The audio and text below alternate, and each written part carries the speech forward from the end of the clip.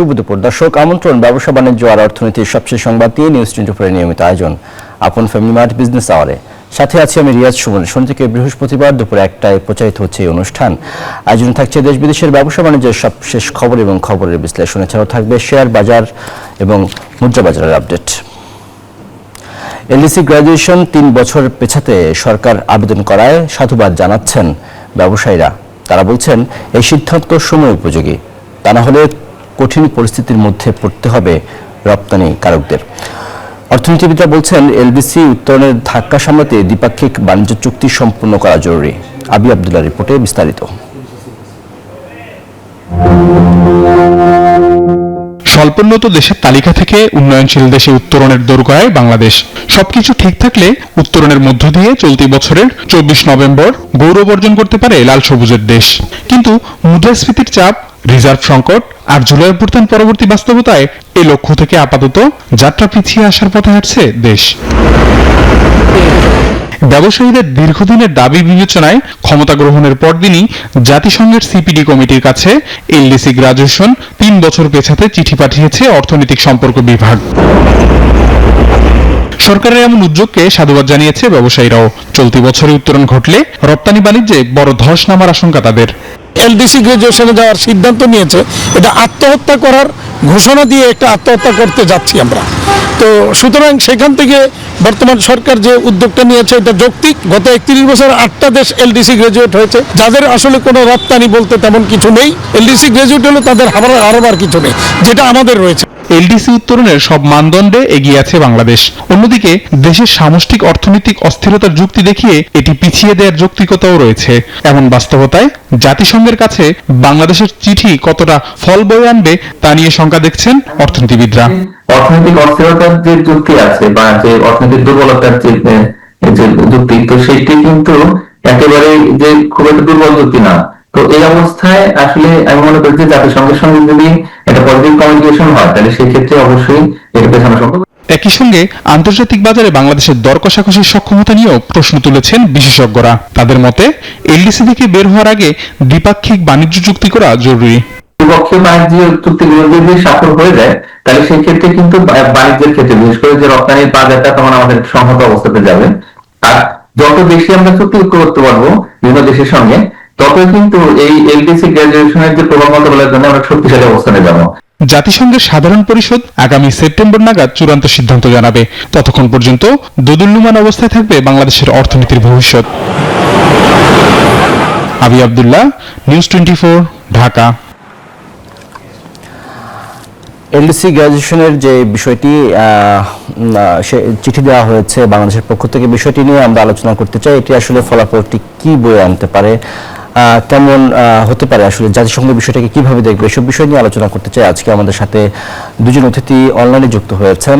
জনাব ফজলে শামীম এহসান, নির্বাহী সভাপতি বিকিএমই, এবং জনাব তৌফিকুল ইসলাম খান, অতিরিক্ত গবেষণা পরিচালক, Centre for Policy Dialogue, CPD.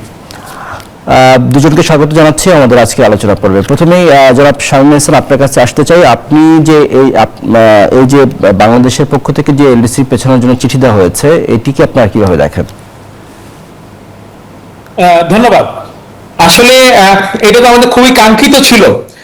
প্রথমত আমরা এটা যে গত যে পতিত সরকার, সেই সরকারকে আমরা বলেছিলাম এটাকে পিছানোর জন্য, কিন্তু কেউ তৎকালীন প্রধানমন্ত্রীর কাছে গিয়ে বলার সাহস পান নাই। তারপরে গত এই 17-18 মাস আমরা অনেকবার চেষ্টা করেছি এই তত্ত্বাবধায়ক সরকারের কাছে এই কথাটা বলার জন্য, কিন্তু ওনারাও এটাকে কোনো কানে তোলেন নাই, এবং ওনারা তো আসলে নির্বাচিত ছিলেন না, ফলে জনগণের প্রতি সেই দায়বদ্ধতা থেকে কাজটা করেন নাই। এই সরকার নির্বাচিত হওয়ার সাথে সাথে যেহেতু পদক্ষেপটা নিয়েছে, আমরা মনে করি এটা খুবই ভালো একটা দিক আমাদের জন্য। কারণ এখনো আমাদের একটা আইটেমের উপরে দেশ নির্ভরশীল, সেই সাথে অন্যান্য দেশগুলো এফটিএ করে ফেলতেছে। আমাদের জিএসপি প্লাস পেলেও, মানে আমাদের যত বড় বাজার ইউরোপিয়ান ইউনিয়ন, সেখানে আমরা সুবিধা পেলেও সেটা আমাদের গার্মেন্টসের জন্য সেটা বহাল থাকবে না, মানে 90% গুডসে আমরা কম্পিটিশনে পড়ে যাবো। তো এই ওভারঅল সবকিছু মিলে এলডিসি গ্র্যাজুয়েশন এখনো আমরা মনে করি সময় এখনো হয়নি, অ্যাটলিস্ট 3 থেকে 5 বছর এটা পেছানো উচিত। ফলে সরকার যে পদক্ষেপটা নিয়েছে সেটা খুবই ভালো উদ্যোগ, দেরিতে হলেও ওনাদের জন্য খুবই আর্লি করেছেন, বাট আমাদের দেশের জন্য অনেক দেরি হয়ে গেছে। কতটুকু সাকসেস হবে আমরা জানি না, বাট দেখা যাক আমাদের উপরে কতটুকু মানে ভালো দিক বয়ে আনে। আর এই বিষয়টি নিয়ে জনাব তৌফিকুল ইসলাম আপনার কাছে আসতে চাই, এটিকে আপনারা কিভাবে দেখেন? আসলে বর্তমান বাস্তবতার সাথে এই যে আবেদনটি করা হয়েছে এবং বিএনপি সরকার গঠনের ঠিক পরের দিনে এরকম একটি আবেদন বাংলাদেশের পক্ষ থেকে পাঠানো হয়েছে, এটিকে আপনি কিভাবে দেখেন এবং এটি বাস্তবতা কতটুকু, এটি আসলে মানে বাংলাদেশের যে আবেদন সেটি গ্রহণ হবে কিনা আপনার কাছে কি মনে হয়? প্রথমত হলো যে এটা নতুন যে নির্বাচিত সরকার তারা একটি রাজনৈতিক সিদ্ধান্ত বা রাজনৈতিক সদিচ্ছাটা খুবই দ্রুত দেখিয়েছেন। এটা একটা ইতিবাচক জায়গা যে এটা নিয়ে তারা কালক্ষেপণ করেন নাই, তারা এটাকে সামনে এগিয়ে নিয়েছেন। আমাদের যদি আমি আমার নিজস্ব জায়গা থেকে বলি তাহলে আমি বলবো যে 1 নাম্বার হলো আমরা একটু স্মরণ করিয়ে দিই যে এটা বাস্তবায়ন পেছানো মানে হবে কি হবে না এটা তো বাংলাদেশের উপরে নির্ভর করবে না।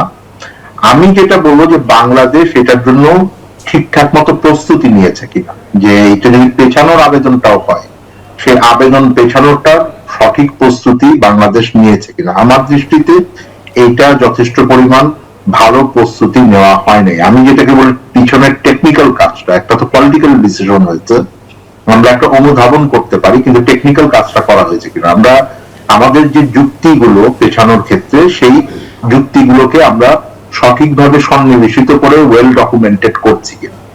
এখন যে প্রস্তুতি আছে সেটা হলো যে এটাকে যদি আমাদের যে জাতিসংঘের যে কমিটিটা দেখেন তারা এই আগামী সপ্তাহে আগামীকাল থেকে মিটিং করবেন, সেই মিটিং এ এটাকে এজেন্ডার ভিতরে থাকবে এবং সেই বিষয়টা হয়তো আলোচনা হবে। কিন্তু বাংলাদেশ যে রিপোর্টিংটা করেছে গত 2 বছর, আমি আগের রিপোর্টিং এর কথা বাদ দিলাম যেটা আওয়ামী লীগ সরকারের সময় হয়েছিল, গত 2 বছর যেই অন্তর্বর্তীকালীন সরকারের সময়কালে যে রিপোর্টিং করেছে তাতে যথেষ্ট শক্তিশালী ভাবে বা আমি যেটাকে বলি নৈতিক ভাবে অবজেক্টিভ ভাবে এই অ্যাসেসমেন্টটা করা হয় নাই, এবং সেইটা আমার মনে হয় যে করাটা খুবই জরুরি। যে আমরা যে আমাদের অর্থনৈতিক পরিস্থিতির কথা যদি বলি সেটাকে তথ্য উপাত্ত দিয়ে আমাকে এগিয়ে দিতে হবে, কারণ যেই গ্রাজুয়েশনের যে ক্রাইটেরিয়া মানদণ্ডগুলো আমরা ব্যবহার করি তার তুলনায় কিন্তু বাংলাদেশ এগিয়ে থাকছে, এটা যে কোনো হিসাব করলে এটা এগিয়ে থাকবে। কিন্তু আমাদের অর্থনৈতিক পরিস্থিতি এইটাকে মসৃণ উত্তোলনের পথে বাধা হয়ে যাবে কিনা সেই বিষয়টি আমার মনে হয় যে সামনে আগানো উচিত। সেকেন্ড স্টেপ যেটা আছে সেটা হলো যে এইটার সাথে আমার কিছু ডিপ্লোম্যাটিক এফোর্ট লাগবে, সেই ডিপ্লোম্যাটিক এফোর্টটাও আমার তখন এই বেসড অন দিস এভিডেন্সই হইতে হবে, এটাকে দুটো আলাদা আলাদা ভাবে এটাকে করা যাবে না। সেই প্রস্তুতিটা আমার মনে হয় যে করা দরকার। ইন্ডিপেন্ডেন্টলি এইটাকে আসলে সত্যিকার অর্থে যারা ব্যবসায়িক গোষ্ঠী আছেন তারা তাদের স্বার্থের জায়গা থেকে এটাকে পলিটিক্যালি পুশ করেছেন, কিন্তু সরকারের যারা এই বিষয়টাকে নিগোশিয়েট করবেন তাদের সেই এভিডেন্স গুলোকে কালেক্ট করে ডকুমেন্টেড যদি না করেন তাহলে কিন্তু এফোর্ট সাকসেসফুল হবে না। সেইটা যেন হয় সেই বিষয়টি এখন দেখাটা খুবই গুরুত্বপূর্ণ, এবং সরকারের নিজের জন্য এই ইকোনমিক অ্যাসেসমেন্টটা কিন্তু জরুরি। এটা ঠিক ব্যবসায়ীরা চাচ্ছেন, ওনারা চাপ দিচ্ছেন, ওনারা দিবেনই, কারণ ওনারা শুল্কমুক্ত সুবিধা পান, এটা তো দিবেনই, এটা তো আমাদের দেশের জন্য ভালোই হবে আমরা রপ্তানিতে সুবিধা পেলে, কিন্তু অ্যাসেসমেন্টটাকেও যুক্তিসঙ্গত ভাবে আগাতে হবে। আমি একটা ছোট্ট উদাহরণ দিয়ে শেষ করি। ধরে নেন এটা একটা কোর্ট কেসের মতো, যারা বিচারক আছে তারা বিচার করবেন, কিন্তু যিনি আমরা যে ওকালতিটা করবো এখানে যদি আমি এভিডেন্সটা ঠিক মতো না বলতে পারি তাহলে অনেক নিষ্পাপ ব্যক্তিরও কিন্তু ফাঁসি হয়ে যেতে পারে। সুতরাং একটা হলো যে তখন ন্যায় অন্যায়ের প্রশ্ন কিন্তু আপনাকে করে লাভ নেই, আপনাকে তখন এই এভিডেন্স জেনারেটটা যেটা আছে যে উপস্থাপন করা এইটাকে সঠিকভাবে করতে হবে, সেইটা করা হচ্ছে কিনা এইটা দেখাটাই এখন প্রথম আমাদের কর্তব্য। জনাব ফজলুল সামনে আছেন, আপনি কি বলবেন যে এটি কি আপনাদের স্বার্থের জন্যই আপনারা পেছাতে বলছেন নাকি বাস্তবতাও আছে যেটা ব্যাখ্যা দিচ্ছিলেন তৌফিকুল ইসলাম খান, এর সাথে আপনি কি বলবেন? না, আমি তৌফিক ভাইয়ের সাথে একমত যে 1 নাম্বার তো হলো যে আমাদের স্বার্থ মানে দেশের স্বার্থ। যখন একটা দেশের রপ্তানি বাণিজ্যের ভালো হবে বা রপ্তানি বাণিজ্য ক্ষতিগ্রস্ত হবে এর সাথে কিন্তু দেশের অর্থনীতি জড়িত। তো আমরা যে কিন্তু দেখতেই পাচ্ছি যে এলডিসি গ্রাজুয়েট হয়ে গেলে আমরা এখনো প্রস্তুত না, এবং এই প্রস্তুতি কোনো সম্ভাবনাও আমাদের সরকারের পক্ষে আগামী 2-3 বছরের মধ্যে মাত্র নতুন সরকার গঠন হলো, তারা তাদের মতো করে প্ল্যান করতে গেলে 2-3 বছর লাগবে যে ওই সক্ষমতা অর্জন করে নেক্সট স্টেপে যাওয়ার জন্য, কারণ অতীতে কোনো সরকারি এই বা তত্ত্বাবধায়ক সরকার থেকে শুরু করে কেউ আসলে এই জিনিসটার দিকে নজর দেয়নি।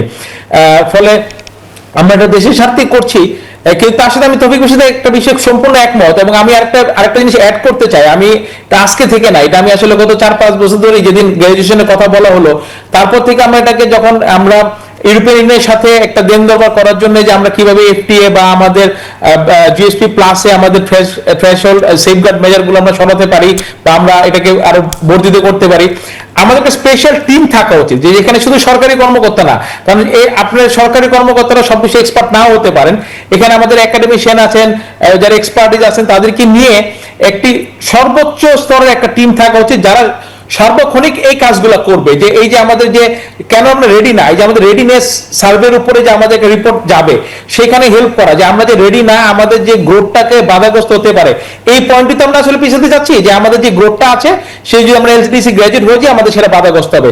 এই পয়েন্টটার জন্য যে ডকুমেন্টারি সাপোর্ট গুলো লাগবে, এইটা আমার মনে হয় যে আমাদের এখন উচিত হবে যে যে কোনো একজন সচিব পদমর্যাদার কাউকে দিয়ে একটা সম্পূর্ণ আলাদা টিম করে দিয়ে তারা শুধু এটা নিয়ে কাজ করবে, কারণ এটা কিন্তু আমাদের অর্থনীতির মানে সমসাময়িক সবচেয়ে বড় চ্যালেঞ্জ গুলোর একটা হয়ে যাবে যদি নাকি আমরা গ্রাজুয়েট হয়ে যাই।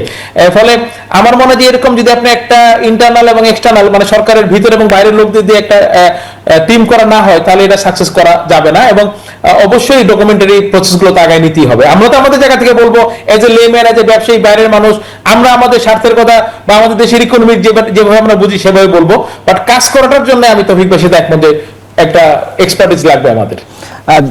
জনাব তৌফিকুল ইসলাম খান, আপনারা যদি একটু স্পষ্ট করে বলতেন যে আসলে এলডিসিটা হওয়া দরকার কিনা, আর এলডিসি হলে পরে বাংলাদেশের জন্য এই মুহূর্তে আসলে কি ঝুঁকি তৈরি হতে পারে? আমি একটু মানে এসএমের সাথে একমত, আবার একটু দ্বিমত করছি। কোথায় আমি বলি যে আর্গুমেন্টটা আমরা প্রস্তুতি নিতে পারি নাই, আমরা প্রস্তুত না, এই আর্গুমেন্টটা আমি মনে করি না যে এই লাইনটা ভালো লাইন। কারণ হলো যে আমি প্রস্তুতি নেই নাই, এইটাতে জাতিসংঘের বাকি দেশগুলো কি দোষ? তারা কেন আমাকে এক্সট্রা টাইম দিবে? আমাকে যেটা বলতে হবে যে আমার কেন আমার অর্থনৈতিক পরিস্থিতি এখন এটার জন্য সহকারী অবস্থার ভিতরে নাই, সেই আর্গুমেন্টটা ইজ মোর ইম্পর্টেন্ট। যে আমার ইকোনমি অনেকগুলো কারণে, এবং এটার মধ্যে একটা পলিটিক্যাল কারণ আছে, আমরা একটা রেজিম দিয়ে বের হয়ে আসছি, সেইটার ভেতরে আমরা আসলে প্রস্তুত না। কিন্তু যেই প্রস্তুতি, যে স্ট্র্যাটেজি ইমপ্লিমেন্ট হচ্ছে না, সেই স্ট্র্যাটেজি ইমপ্লিমেন্ট না করার দায় দায়িত্ব অন্য রাষ্ট্র নিতে চাবে না, কিন্তু এটা politically will not sound good. আমরা আমাদের আক্ষেপ থাকতে পারে, আমি পড়াশোনা করি এই জন্য পরীক্ষা পিছিয়ে দিতে হবে, এই argument is not going to be মানে গুড আর্গুমেন্ট। এটা একটু মানে চিন্তা করা, এই জন্য আমি বলছি যে এটাকে একটু স্পেশালাইজ ভাবে চিন্তা করতে হবে, আমরা বাস্তবতার ভিতরে চিন্তা করতে পারি। দ্বিতীয় যেটা আছে সেটা হলো কমিটি একটা করা হয়েছে এহসান ভাই, ওই যে অন্তর্বর্তীকালীন সরকার করেছিলেন, ওটা হলো স্মুথ ট্রানজিশন স্ট্র্যাটেজি, যেটা কৌশলপত্র যেটা করা হয়েছে, সেই কৌশলপত্র বাস্তবায়ন দেখার জন্য ওটার মিটিং হয় না। তো এইসব কমিটি করে তো করছেন, কিন্তু এটা কার্যকর ভাবে আগাচ্ছে কিনা, ওইটার আবার সবসময় এর আগেও একটা করা হয়েছিল কমিটি, ওইটাও সচিব পর্যায়ে বিভিন্ন লোকজন নিয়ে বা প্রধানমন্ত্রী ওইটার প্রধান হইতেন, ওগুলার কোনো মিটিং হইতো না। সো যেটা আপনি বলছেন যে রিয়েলি ফুল টাইম এটা দেখা, কারণ এটা স্ট্র্যাটেজিটা এমন শুধু খালি এলডিসির বিষয় না, তো এখানে ধরেন আপনার এফটিএ করার জন্য যেই আমার যে বিভিন্ন বাণিজ্য চুক্তি করবো সেই ধরনের জিনিসও আছে, এখানে আমার ট্যাক্স কালেকশন বাড়ছে কিনা সেইটা দেখার বিষয় আছে, পলিটিক্স কোয়াইট ওয়াইড। কিন্তু এখন যেটা দরকার সেটা হলো যে আমার পেছানোর যে আমি আবেদন করেছি সেইটা কেন আমি বলছি, এই কাজটা একটু টেকনিক্যালি করা, এন্ড দেন অবশ্যই কমিট করা যে আমরা এইটা আর পিছাবো না, এবং আমাদের সময় দিলে আমরা এটা থেকে বের হয়ে আসতে পারবো, যে এটা বড় বিষয়। যেমন বাংলাদেশের একটা বড় আর্গুমেন্ট হলো, বাংলাদেশে যদি খারাপ পরিস্থিতি হয় বাংলাদেশ আরেকবার এলডিসি হইতে পারবে না, এবং এইটা কারণ হলো আমাদের জনসংখ্যা 75 মিলিয়নের বেশি। আবার এইটা একটা বড় বিষয় হলো যে এটা যদি স্মুথ ট্রানজিশন না হয়, এলডিসি স্ট্রাকচারটাই তখন সাকসেসফুল হবে না, তখন আমাদেরকে বলতে হবে যে আমাদের যে প্রায় 80 মিলিয়ন মানুষের একটা দেশে এটা খুবই গুরুত্বপূর্ণ। ওই জায়গাগুলোকে কিন্তু আমার বের করে আনতে হবে, এবং আমরা যে রপ্তানির নিঃসন্দেহে চ্যালেঞ্জের মুখে পড়বে সেই ধরনের স্টাডি আছে, কতখানি পড়বে না পড়বে, অন্যান্য কোন জায়গায় আছে, অনেক বেশি আলোচনাও হচ্ছে না রপ্তানিকারকদের বিষয়ে, কিন্তু এটা শুধুমাত্র রপ্তানিকারকদের বিষয় না। তো আপনার মেধাস্বত্ব আইনের ভিতরে যে আমাদের দেশে বিভিন্ন ওষুধ তৈরি হচ্ছে, এটা প্রায় 97-98% আমরা নিজেরা তৈরি করছি, সেটা সামনের দিনে অনেক ধরনের চ্যালেঞ্জ আছে, আদার ইস্যুস ইনভলভড। সো সামগ্রিকতার ভেতরে এটাকে দেখা এবং এটাকে একটা স্ট্র্যাটেজি, আমি বললাম যে বাংলাদেশের অন্য দেশ যেটা করেছে উন্নয়ন স্ট্র্যাটেজিটাকে এলডিসির সাথে অ্যালাইন করেছে। জি, তো সেইটা একটা বড় জায়গা যেখানে কৌশলগত অবস্থানটা ঠিক করা। আমার যে পঞ্চবার্ষিক পরিকল্পনা হবে সেইটাই আসলে এলডিসি গ্রাজুয়েশনের স্ট্র্যাটেজি একসাথে হওয়া উচিত। জনাব ফজলুর রহমান হাসান, আপনার কাছে একটু আসতে চাই। আপনি জানেন যে বাংলাদেশ যুক্তরাষ্ট্রের মধ্যে বাণিজ্য চুক্তি হয়েছে, এটিকে আপনার কিভাবে দেখেন? এটি আসলে বাংলাদেশের স্বার্থ কতটা রক্ষা হয়েছে বলে মনে করেন? এবং একই সাথে বলবেন যে এতে করে কি আপনাদের রপ্তানি বাড়বে বলে মনে হয় আপনার? আমি তো আসলে সবসময় সমালোচনা করে ফেলি, এটা আবার খারাপ দেখায়, কিন্তু আমাকে কোশ্চেনগুলো এমনগুলো করেন যেগুলো আসলে সমালোচনা করার কোনো বিকল্প থাকে না। না, আমি আসলে এটাকে কোনো ভালো একটা চুক্তি হিসেবে দেখিনি, এবং প্রথম দিনে আমি কমেন্টস করেছিলাম মিডিয়াতে যে এই চুক্তির যে সবচেয়ে বড় মানে সবচেয়ে খারাপ দিক যেটা আমার কাছে মনে হয়েছিল, তখন আমি যেটা কমেন্টস করেছিলাম যে দেখেন আমাদেরকে যে সুবিধাটা দেওয়া হচ্ছে সেটা দেওয়া হচ্ছিল রেসিপ্রোকাল ট্যারিফ থেকে। এবং সেদিন বলেছিলাম যে রেসিপ্রোকাল ট্যারিফ সর্বোচ্চ 3 বছর, মিস্টার ট্রাম্পের সময়কাল পর্যন্ত, পরবর্তী প্রেসিডেন্ট সেরকম পাগলামি করবেন না। অথবা উনি যদি মনে করেন 6 মাস বা 3 মাস, উনি আনপ্রেডিক্টেবল মানুষ, উনি যে কোনো দিন বলবেন এখন রেসিপ্রোকাল ট্যারিফ নাই। তা আমি দিচ্ছি কি, আমি দিচ্ছি লং টার্ম কমিটমেন্ট, 15 বছর পর্যন্ত আমি এই জিনিস কিনবো, আমি এই জিনিসগুলো করবো ফর দ্য লং টার্ম। আর আমাকে দেওয়া হলো কোন সুবিধা, যে রেসিপ্রোকাল ট্যারিফ কে আমাকে জিরো করে দেওয়া হবে যদি আমি আমেরিকান কটন কিনি, নট কাস্টম ডিউটি, যেটা ওদের মোটামুটি পার্মানেন্ট যে স্ট্রাকচার সেখানে কিন্তু দেওয়া হচ্ছে না। তাহলে আমি কটন আনবো আমেরিকার থেকে, রেসিপ্রোকাল ট্যারিফ তো থাকবেই না, তাহলে আমি পেলামটা কি? কিন্তু আমি যে বোয়িং কিনবো সেটা কিন্তু পার্মানেন্ট, এবং ওটা স্পেয়ার পার্টস আমার একসময় কিনতে হবে, মানে আরো যদি 30 বছর আপনার লং টার্ম আরো চিন্তা করেন, বা আপনি এত $1 বিলিয়ন গম কিনবেন, কিন্তু কিনে নিয়ে এসে পড়বেন। তো আর আপনার শুল্ক কমলো কতটুকু? 1%। দেখেন এই গ্লোবালাইজেশনের যুগে 1% 2% দিয়ে আসলে অনেক কিছু হ্যাম্পার হয়ে, মানে চিন্তা করা যায় না। যেমন লজিস্টিক একটা ব্যাপার, আমার ডিপ সি পোর্ট নাই, আমার যে সময়টা বেশি লাগে 7 থেকে 10 দিন, এইটা কত পার্সেন্ট? যে তার একটা বায়ারের এখানে কস্ট অফ ফান্ড আছে, ডিজাইনের ফাস্ট ফ্যাশনের ক্ষেত্রে সময়টা একটা ফ্যাক্টর, তারপরে লজিস্টিক কস্ট হাই হয়ে যায়। ডাইরেক্ট ভেসেল থাকলে আমার একরকম কষ্ট হতো, ফিডার ভেসেলে গিয়ে যখন মাদার ভেসেলে উঠে ওই পোর্টে একটা চার্জ হয়, সিঙ্গাপুর হোক, কলম্বো হোক, যে কোনো পোর্টে। সেই 1% বেনিফিটে, তা 1% বেনিফিট ফ্রম ওয়্যার? যে কিছু কিছু দেশ থেকে, আবার অনেক দেশ 19%, আমার ভিয়েতনাম থেকে 1% লাভ, পাকিস্তানের সমান 19, ইন্দোনেশিয়ার সমান 19। এটা কিন্তু আমাদের জন্য আসলে কিছুই দেয় নাই এই চুক্তিতে। কিন্তু আপনি যদি পুরো চুক্তিটা দেখেন, 18-19 পেজের একটা চুক্তি, 2টা প্যারা আমার জন্য বরাদ্দ করা আছে। তাও কি বলা আছে, আমরা এমন একটা মেকানিজম তৈরি করব, মানে দিয়ে দিলাম না কিন্তু তৈরি করবো, আচ্ছা ঠিক আছে পজিটিভলি নিলাম, তৈরি করব যেটার মাধ্যমে ইউএস কটন বা ইউএস আর্টিফিশিয়াল ম্যানমেড ফাইবার কিনলে তার এগেইনস্টে যে পরিমাণ গুডস হবে তার একটা কোটা থাকবে, সেটাও পুরোপুরি না, ধরলাম পুরোপুরি হবে, ওই পরিমাণ গুডস বাংলাদেশ থেকে ডিউটি ফ্রি যাবে, reciprocal tariff, not customs duty. Sir আমি মনে করি যে এর বাইরে তো আমরা আসলে কিছু পাইনি, 1% ট্যাক্স কমছে। আর যেটা তারপরে আমরা যেটা শুনলাম গত সপ্তাহে বা গত 3-4 দিন আগে, মানে ইউএস সুপ্রিম কোর্ট একটা ভার্ডিক্ট দিয়ে দিয়েছে যে there will be no reciprocal tariff, এটাকে ইললিগ্যাল ঘোষণা করেছে। তার বিনিময়ে মিস্টার ট্রাম্প আবার 10% ট্যারিফ এখন দিতে যাচ্ছেন অন্যান্য সব দেশের উপরে, 15% হোয়াটএভার, এরকম একটা সবাইকে সমান দিবেন আর কি। তাহলে আমরা যে চুক্তি করলাম, তাহলে আমরা স্পেশাল বেনিফিট কি পেলাম? আমার কাছে মনে হয়েছে এটা খুব তাড়াহুড়া করে করা হয়েছে। এটাকে আরেকটু লেট করা যেতে পারতো, মানে যেহেতু নতুন সরকার, একটা কথা বললেই তো যে ভাই আমার সামনে ইলেকশন, 2টা মাস পরে করে নতুন সরকারকে একটা স্টেবল হতে দেই, মানে এই একটা পয়েন্টই কিন্তু করা যেত। যে কথাটা আমি বলছিলাম যে এলডিসি গ্রাজুয়েশন গত বছর ফেব্রুয়ারিতে যদি একটা চিঠি দিত যে আমরা এখন ইন্টারিম গভর্নমেন্ট, এটা এত বড় একটা ইকোনমিক্যাল ডিজাস্টার করে গেছে আগের সব গভর্নমেন্ট, যে এক নন পারফর্মিং লোনই 30% 40% একটা দেশের, ফলে এটা ইকোনমি কোনো নর্মাল একটা প্রসিডিউর না, আগে সরকার এসটিজির বাস্তবায়ন করেনি, আমরা এটা করবো, এই সে বলে টলে একটা নির্বাচিত সরকার পর্যন্ত এটাকে অ্যাটলিস্ট 3 বছর একটা চাইতেই পারতো। সেম জিনিস আমি মনে করি যে ইউএস এর সাথেও অ্যাটলিস্ট 2-3 মাসের একটা পিছনে নেওয়া উচিত ছিল, কিন্তু ওনারা তাড়াহুড়া করে যে চুক্তিটা করে গেছেন, যদিও আমাদের প্রাক্তন উনি নাই, এখন ওনার সমালোচনা করা উচিত না। বাণিজ্য উপদেষ্টা বলেছেন যে আমি গার্মেন্টসের জন্য অনেক বড় কিছুটা করে গেলাম, বাট আই ডোন্ট থিঙ্ক যে আমেরিকার কটন কিনে অন্যান্য দেশে তো একই সুবিধা পাবে, তাই আমার কি লাভ হইলো? ইন্ডিয়াকে দেখলাম যে একই সুবিধা দিয়ে দিছে, যে আমেরিকান কটন কিনলে ইন্ডিয়া দিতে পারবে, মানে ডিউটি ফ্রি, ইনফ্যাক্ট সবার জন্যই দিবে, মানে এই ধরনের জিনিস। ফলে আমরা আসলে 1%-এর জন্য আমার গার্মেন্টস কি করে ফেলবে, এটা আসলে আমার একদমই বোধগম্য না। আমি চুক্তিটাকে খুব ভালোভাবে নেই নাই। জি, এই বিষয়ে একটু জনাব তৌফিকুল ইসলাম খান আপনার মন্তব্য জানতে চাই। এই যে চুক্তিটা হলো, এটি আসলে যুক্তরাষ্ট্রের মতো একটি শক্তিশালী রাষ্ট্রের সাথে যে চুক্তি, এই চুক্তি বাতিল করা বা সংশোধন করার মতো সুযোগ কি আছে? এটি কি সম্ভব, বা এটি আদৌ লবিস্ট নিয়োগ করেও কি এরকম চুক্তিগুলো বাতিল করা যায় কিনা, কি বলবেন?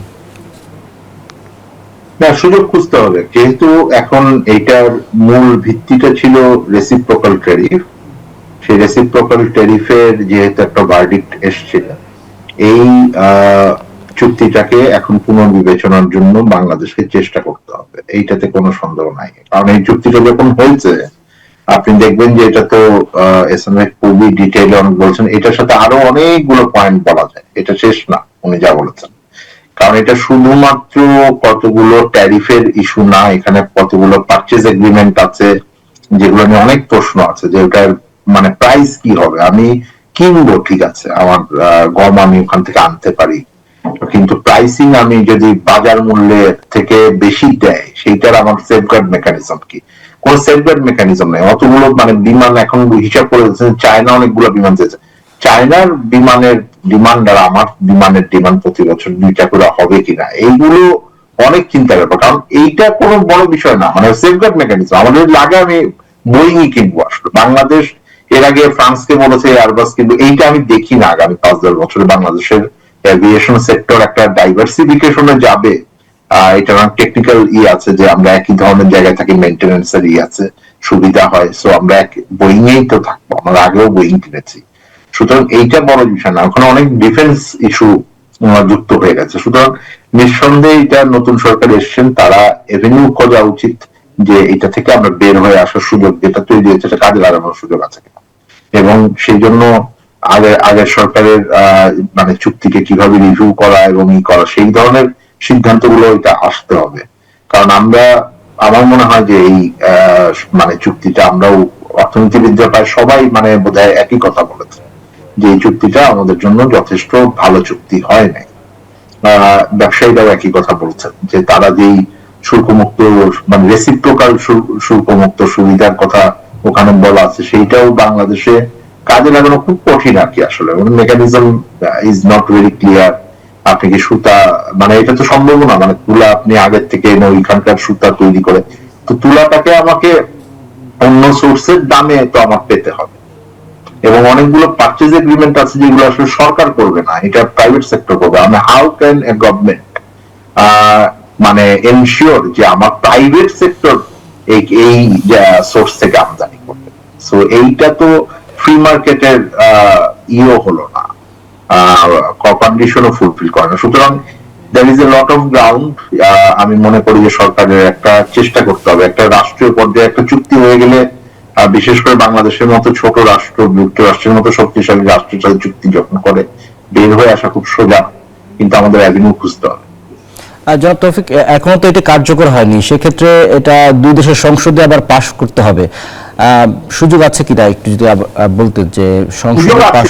সুযোগ তো আছে, মানে টেকনিক্যাল গ্রাউন্ডস আর দেয়ার, কিন্তু ওইটাকে ডিপ্লোম্যাটিক পলিটিক্যাল ইস্যুস যে আমরা তো আর নেই হইতে পারবো না, আমরা তো সরল দুনিয়ার ভিতরে খালি চলতে পারবো না। আমি যেটা বললাম যে বাংলাদেশের মতো একটা ছোট রাষ্ট্র যুক্তরাষ্ট্রের মতো একটা পরাশক্তির সাথে একটা চুক্তি করে এটার থেকে সরকার বদল হয়েছে বলে বের হয়ে আসা, এটাও কি খুব সহজ হবে?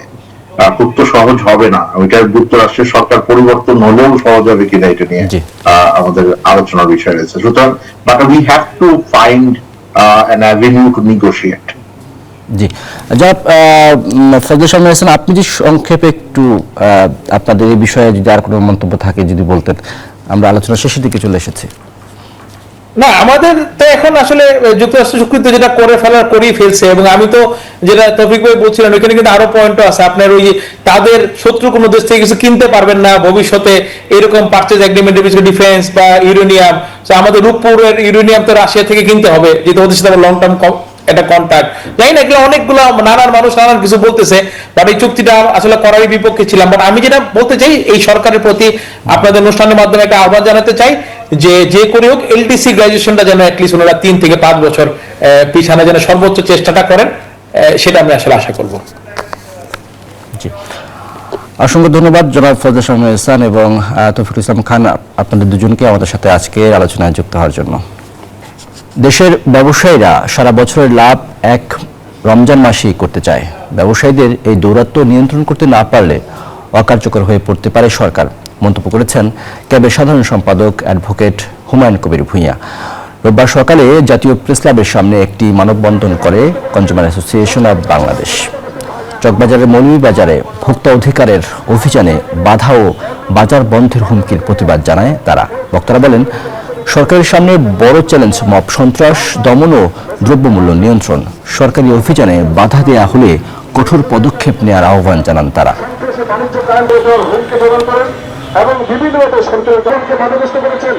আমরা এই মোহাম্মদ আলী বন্ধুর পত্রিকা, আমরা উনি যেটা দেখা যায় জব্বর মন্ডলের উপরে, এটা কিন্তু উনি একজন জব্বর মন্ডলের উপরে আঘাত করে নাই।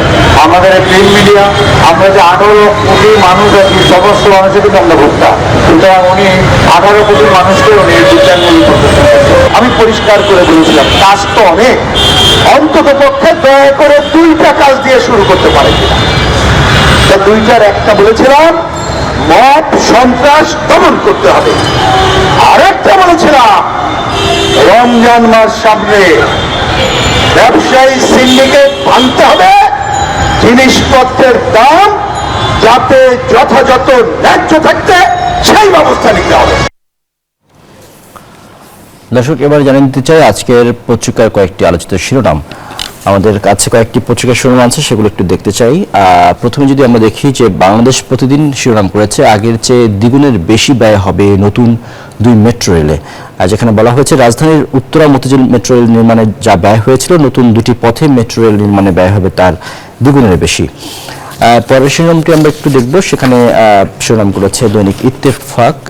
তারা বলছে যে নির্বাচন পরবর্তী অর্থনীতি ও পোশাক খাতের চ্যালেঞ্জের মুখোমুখি বাংলাদেশ। সেখানে আসলে পোশাক খাতের যে চ্যালেঞ্জগুলো রয়েছে এবং পোশাক খাতের আপনারা জানেন যে টানা কয়েক মাস ধরে আসলে রপ্তানি নিম্নমুখী রয়েছে, বিশেষ করে পোশাক খাত তার মধ্যে অন্যতম। সেই বিষয়টি নিয়ে বিস্তারিত তারা এই প্রতিবেদনটি করেছে। আমরা পরের শিরোনামটি দেখব, সেখানে সমকাল রিপোর্ট করেছে যে $1 ট্রিলিয়ন অর্থনীতি বাস্তব নাকি কল্পনা। এই বিষয়টি নিয়ে প্রতিবেদন করেছে তারা, যেখানে বিএনপি চেয়ারম্যান এবং প্রধানমন্ত্রী তারেক রহমান বাংলাদেশের অর্থনীতি প্রায় $460 বিলিয়ন থেকে 2034 সালের মধ্যে $1 ট্রিলিয়ন উন্নতি করার প্রতিশ্রুতি দিয়েছেন। এই লক্ষ্যমাত্রা অর্জনে বার্ষিক প্রায় 9% অর্থনৈতিক প্রবৃদ্ধির প্রয়োজন। এটি 4% প্রবৃদ্ধিতে নেমে আসা একটি দেশের জন্য কতটা কঠিন তা বিশ্লেষণ করেছে আর এই প্রতিবেদনে। আমরা পরের শিরোনামটি দেখব, সেটি করেছে কালের কণ্ঠ।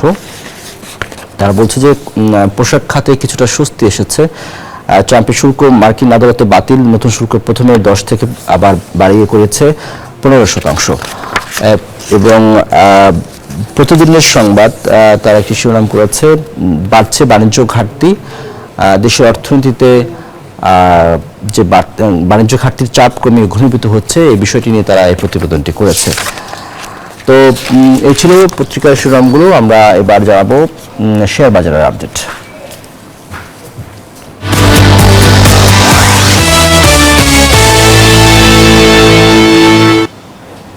শেয়ার বাজারের সবচেয়ে অবস্থা আমরা দেখতে চাই ঢাকা স্টক এক্সচেঞ্জের ওয়েবসাইট থেকে এই মুহূর্তে কি অবস্থা রয়েছে আমরা দেখব। আমরা দেখতে পাচ্ছি যে প্রধান তিনটি সূচকের মধ্যে দুটি ঊর্ধ্বমুখী রয়েছে, একটি নিম্নমুখী রয়েছে ডিএসইএক্স ইন্ডেক্স, সেটি মুহূর্তে 3 পয়েন্ট বেড়েছে, অবস্থান করছে 5469 পয়েন্টে। ডিএসইএক্স ইন্ডেক্স সরিয়া সূচক এটি এই মুহূর্তে কিছুটা নিম্নমুখী রয়েছে, এই মুহূর্তে অবস্থান করছে 1094 পয়েন্টে। DS30 ইন্ডেক্স এটি 7 পয়েন্ট বেড়েছে, অবস্থান করছে 2104 পয়েন্টে। 504 কোটি টাকা লেনদেন হয়েছে এখন পর্যন্ত। 136টি কোম্পানির শেয়ারের দর বেড়েছে, কমেছে 176টি কোম্পানির শেয়ারের দর এবং অপরিবর্তিত আছে 76টি কোম্পানির শেয়ারের দর। দর্শক, একই সাথে জানাতে চাই স্বর্ণ বাজার এবং রূপার বাজারের এবং মুদ্রা বাজারের আপডেট।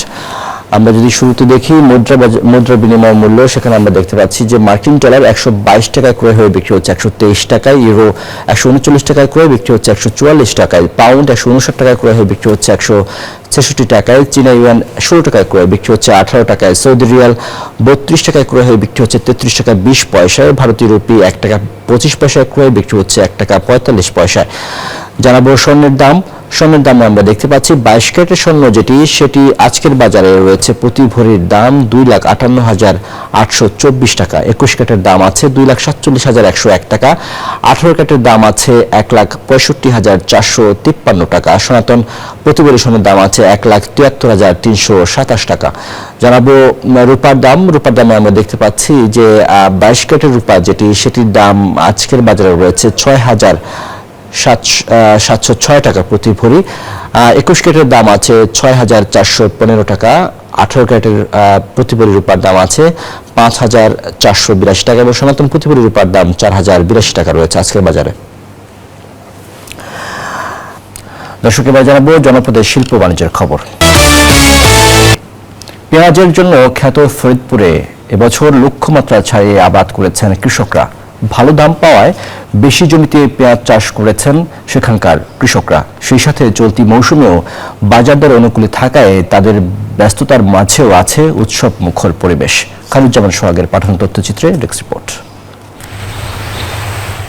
দেশে পেঁয়াজ চাষে ফরিদপুর এখন দ্বিতীয় শীর্ষ জেলা। এখানে মরিকাটা, দানা ও হালি পেঁয়াজের আবাদ হয়েছে।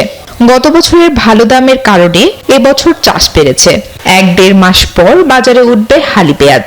এবারও দাম অনুকূলে থাকায় পরিচর্যায় ব্যস্ততার মাঝেও সমৃদ্ধির আশা করছেন কৃষক। 4 বিঘা জমিতে 3 লাখ টাকা খরচ হয়েছে। আগামীতে যদি আল্লাহ ভালো ফসল দেয়, ভালো ফসল রাখছে, যদি ভালো ফসল হয় তাহলে আমি এবার 6 লক্ষ টাকা বিক্রি করতে পারবো। প্রচুর পরিমাণে পেঁয়াজ আবাদ হয়েছে। সেই ক্ষেত্রে যদি আমাদের এই পেঁয়াজ ইনশাল্লাহ ঠিকঠাক মতো হয়, আশা করি বাইরে থেকে পেঁয়াজ আনা লাগবে না। তো 1.5-2 মাসের মধ্যে পেঁয়াজটা উঠে যাবে। আমরা সেইভাবে যত্ন করছি যে পেঁয়াজের দামও ভালো আছে, আমরা ভালোভাবে উঠাইতে পারবো। এবছর পেঁয়াজের উৎপাদন খরচ অনেক বেড়েছে, তাই মৌসুমের শুরুতেই বিদেশি পেঁয়াজ আমদানি না করার আহ্বান জানিয়েছেন কৃষক। এবার যে সার ওষুধের দাম আমরা তো পোষা উঠতে পারতেছি না। সরকারের কাছে আকুল আবেদন যাতে আমরা পেঁয়াজটা ঘরে উঠানোর মধ্যে যাতে সরকার বাইরে থেকে পেঁয়াজটা না আনে, তাতে আমাদের কৃষি সমাজটা বাইসে থাকতে পারবে। পেঁয়াজের উৎপাদন বাড়াতে উন্নত জাত ব্যবহারের পাশাপাশি সংরক্ষণে মাঠ পর্যায়ে কৃষকদের প্রয়োজনীয় পরামর্শ দেওয়া হচ্ছে বলে জানান জেলার কৃষি কর্মকর্তা। এই পর্যন্ত প্রায় 144 জন কৃষককে পেঁয়াজ সংরক্ষণের জন্য ব্লোয়ার মেশিন দিচ্ছি। সুতরাং এই ব্লোয়ার মেশিনে যদি আমরা একটি ব্লোয়ার মেশিনে প্রায় 250 মণ করে পেঁয়াজ রাখতে পারবো। এগুলোতে আমরা যদি পেঁয়াজ সংরক্ষণ করতে পারি তাহলে কৃষকের যে দাম বেশি পাওয়ার যে একটা ইচ্ছা থাকে সেটা অনেক বেশি পাবে এবং কোনো পেঁয়াজ নষ্ট হবে না। ফরিদপুর জেলায় এবছর 74,036 হেক্টর জমিতে পেঁয়াজের আবাদ হয়েছে। Desk report, news 24।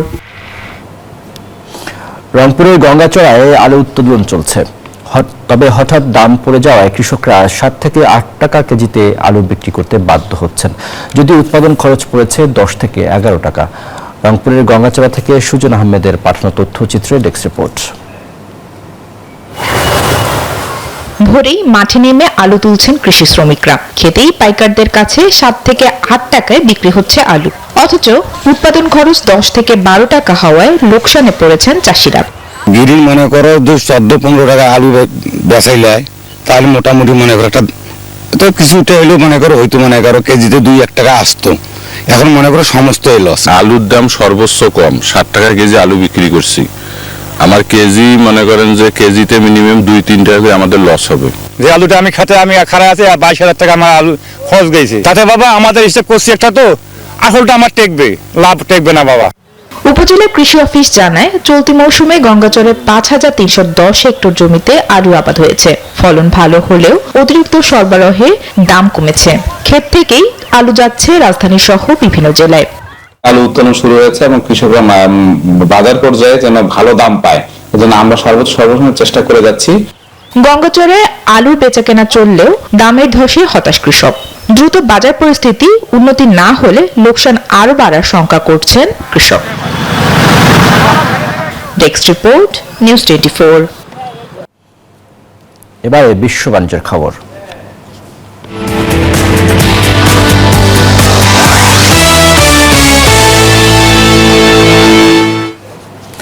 যুক্তরাষ্ট্রের সুপ্রিম কোর্টের নিষেধাজ্ঞার পর পাল্টা পদক্ষেপ হিসেবে বিশ্বজুড়ে সব পণ্যের উপর আমদানি শুল্ক বাড়িয়ে 15% করার ঘোষণা দিয়েছেন মার্কিন প্রেসিডেন্ট ডোনাল্ড ট্রাম্প। আগে শুল্ক নীতি অবৈধ ঘোষণার একদিন পরই নতুন আইনের আওতায় প্রথমে 10% ও পরে তা বাড়িয়ে 15% করার কথা জানান তিনি।